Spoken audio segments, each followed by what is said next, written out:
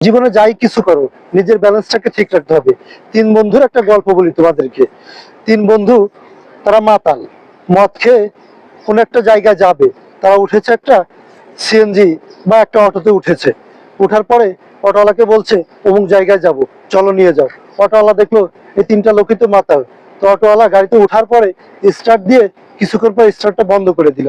তারপরে বললো, নামুন, আপনাদের গন্তব্যে চলে এসেছি। তখন তিন বন্ধুর মধ্যে একজন অটোওয়ালার ভাড়া দিয়ে বলল, খুব তাড়াতাড়ি এসেছো তো তুমি, ধন্যবাদ। তখন আরেকজন বলল, ভাই জায়গাটা তো অনেক সুন্দর, এত সুন্দর জায়গা তাড়াতাড়ি নিয়ে আসছো, তোমাকে অনেক ধন্যবাদ। তৃতীয় লোকটা অটোওয়ালাকে একটা থাপ্পড় মারলো। তখন অটোওয়ালা চিন্তা করলো যে এরা কি আমার চালাকি ধরে ফেলেছে।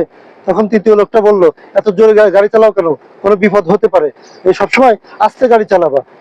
তা এই দেখুন, তাদের আসলে যে তারা মদ খেয়ে মাতাল হয়েছে, তাদের ব্যালেন্স ছিল না। তাদের ব্যালেন্স না থাকার কারণে সামান্য একজন অটোওয়ালা তাদেরকে ঠকিয়েছে।